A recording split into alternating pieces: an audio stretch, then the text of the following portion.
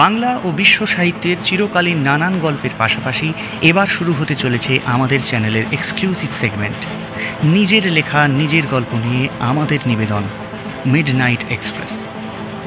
মূলত স্বাদ বদল ও তার পাশাপাশি কিছুটা নিজের কথা নিজের মতো করে বলবার জন্য শ্রোতা বন্ধুদের কাছে এই চ্যানেল নিয়ে এসেছে এক নতুন উদ্যোগ।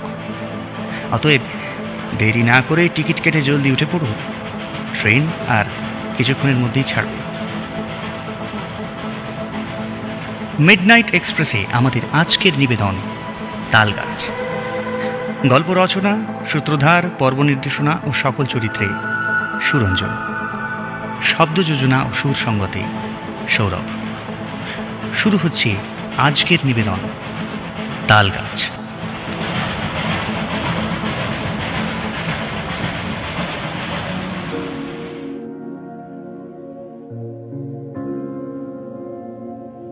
এই গল্প আমাকে বলেছিল আমারই এক বন্ধু, তার নিজের ব্যক্তিগত অভিজ্ঞতার কথা বলেছিল, তারপর হেসে নিজেই উড়িয়ে দিয়েছিল।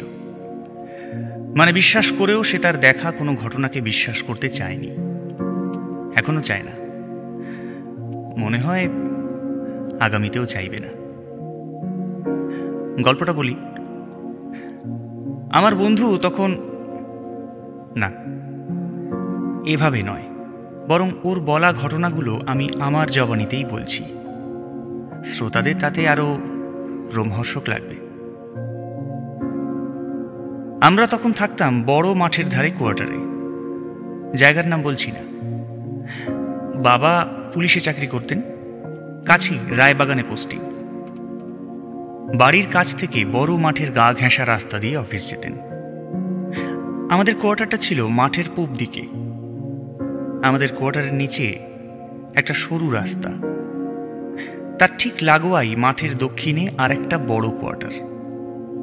সেখান থেকে পশ্চিমে সোজা হেঁটে গেলে একটা মেঠো রাস্তা, যেটা একেবারে মিশেছে মেইন রোডের সাথে। কোয়ার্টারের সামনের দিক থেকে মাঠের উত্তর পূর্ব কোণ পর্যন্ত সম্পূর্ণ খালি। উত্তর পূর্ব কোণে একটা আধমজা ডোবা, আগে বেশ জল ছিল তাতে, এখন আধমজা। আর তার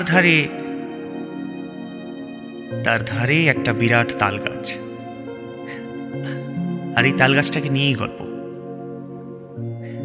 অনেক ছোটবেলা থেকেই মা এবং কোয়ার্টারের অন্য মহিলারা বলতেন ওই তাল গাছটার আশেপাশে বেশি না যেতে, বিশেষ করে সন্ধ্যা হলে ওদিকটা একেবারেই না যেতে। কেন বলতেন তা জানি না। প্রতিদিন বিকেলে কোয়ার্টারের অল্প বয়সী ছেলেরা ওই মাঠে ফুটবল ক্রিকেট খেলত, কিন্তু গুরুজনের আদেশ বলেই হোক অথবা মনের মধ্যে বাঁধা জমাট কোনো কাল্পনিক ভয় থেকেই হোক, ওই পরিত্যক্ত ডোবা আর তার ধারের একাকী তালগাছটার খুব কাছে বাঁশ দিয়ে তৈরি ফুটবলের গোলপোস্টও রাখা হতো না। ক্রিকেটের পিচও তৈরি হয়েছিল ডোবা থেকে বেশ খানিকটা দূরে, যাতে তালগাছটার ধার পাশ এড়ানো যায়। মোট কথা, তালগাছটা একাই থাকত, এবং যতদূর জানি জীবনের শেষ দিন পর্যন্ত ও একাই ছিল। মৃত্যুর পরও ওই জায়গাটাকে মানুষ এড়িয়ে চলছে আজ এত কাল হলো। আসল কথাটা বলি, মানে যেটা আজও আমার বিশ্বাস করতে অসুবিধে হয়। আপনারাও করবেন কিনা জানি না, তবু বলি। কোয়ার্টারের এক প্রকার অলিখিত নিয়ম হয়ে গিয়েছিল ওই তাল গাছটাকে এড়িয়ে চলা, কিন্তু কখনো কখনো বিধির বাঁধনেও তো রকম ফের হয়। কোয়ার্টারের 3টি নতুন আসা ছেলে, যার মধ্যে একজন অবাঙালি, স্থির করল এবছর দোলের ন্যাড়াপোড়া করবে ওই তাল গাছটার নিচে। নতুন রক্ত কুসংস্কার ভাঙতে সবার আগে দৌড়বে এই রঙের মরশুমে। স্বাভাবিক, ওই বয়সটাই তো তখন সবকিছুকে অস্বীকার করবার। যাক, যেমন ভাবা তেমন কাজ। হুল্লোড় করে 3টি ছেলে সবার বারণ অগ্রাহ্য করে তাদের ন্যাড়া পোড়ার মাচা তৈরি করল ওই গাছের নিচে। আগুন জেলে দাউ দাউ করে পুড়িয়ে দিল লোককথায় আখ্যাত বুড়ির ঘর, পুড়িয়ে দিল হয়তো রাঙা আলু বা অন্য কোনো সবজি, সেই সাথে আগুনের ভাপে পুড়িয়ে দিল ওই বিরাট তালগাছের প্রায় অর্ধেক অংশ। তালগাছটা মরল না, তবে বেশ কয়েকটা পাতা বোধহয় জ্বলে গিয়েছিল ওটার। হই হুল্লোড় করতে করতে উৎসব মিটিয়ে 3টি ছেলে বাড়ি ফিরে এলো সন্ধ্যের পর। পরদিন দোল, রঙের উৎসব। রং খেলা হলো সেদিন সারা কোয়ার্টারে অন্য বছরের তুলনায় একটু বেশি। ওই 3টি ছেলেও খেলল প্রচুর। রং মেখে ভূত হয়ে স্থির করল ওই ডোবাতেই স্নান করবে। কারো বারণ শোনার প্রশ্নই ওঠে না। 3টির কিছু পরেই তারা স্নান করতে নামল ডোবায়, কিন্তু এবারে ফিরে এলো না আর। সারা রাত কেটে গেল। পরদিন ভোরবেলায় লাশ ভেসে উঠল 3টে। 3জনেই মৃত। অথচ আশ্চর্য ব্যাপার, জলে ডুবে মরবার কারণে মৃতদেহ যেমন সাদাটে হয়ে যায়, তেমন কোনো চিহ্নই নেই। পেটেও এক ফোঁটা জল নেই,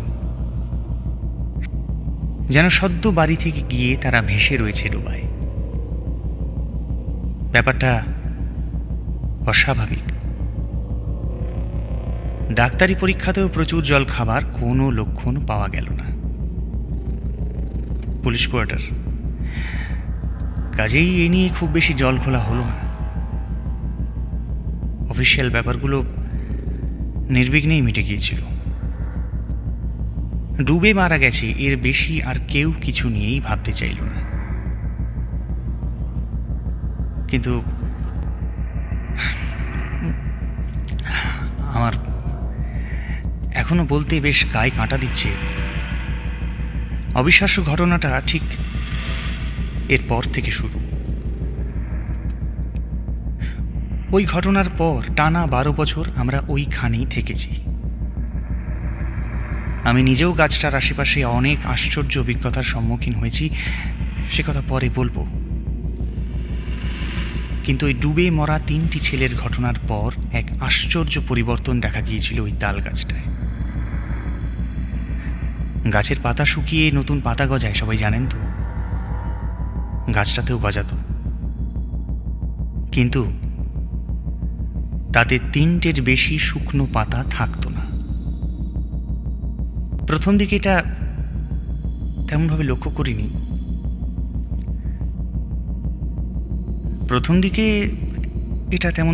করিনি।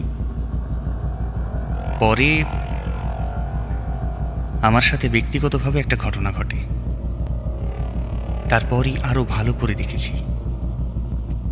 শুকনো পাতার সংখ্যা 4 বা তার অধিক হলে গাছের পাতা ঝরে পড়ে যেত আর 5টা সাধারণ গাছের মতো।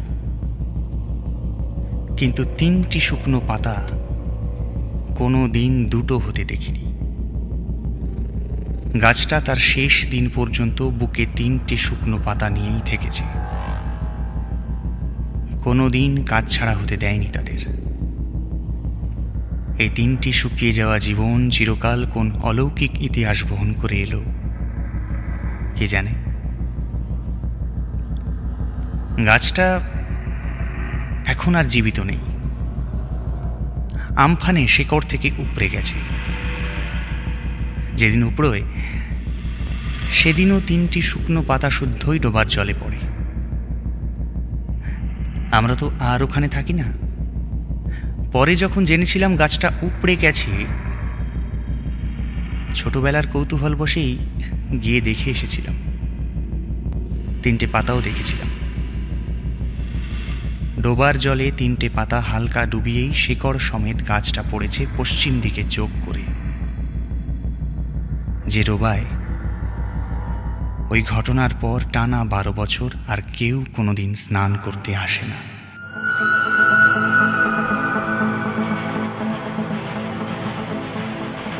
শুনছিলেন মিডনাইট এক্সপ্রেসের আজকের নিবেদন তালগাছ। মিডনাইট এক্সপ্রেসের পরবর্তী গল্প নিয়ে আমরা আবার ফিরে আসছি খুব তাড়াতাড়ি। ততদিন সঙ্গে থাকুন, শুনতে থাকুন মিডনাইট এক্সপ্রেস, শুনতে থাকুন আমাদের এক্সক্লুসিভ কন্টেন্টস। কমেন্ট করে আমাদের জানান আপনাদের অনুভূতি, জানান আরও কী কী রকম গল্প আপনারা শুনতে চান আমাদের এই চ্যানেলে। আর হ্যাঁ, চ্যানেলটিকে সাবস্ক্রাইব করতে ভুলবেন না। কথা হচ্ছে পরের ভিডিওতে, ততদিন অপেক্ষা করুন পরবর্তী এক্সপ্রেসের জন্য। গুড নাইট, ভালো থাকুন, সুস্থ থাকুন এবং অবশ্যই সাহিত্যে থাকুন।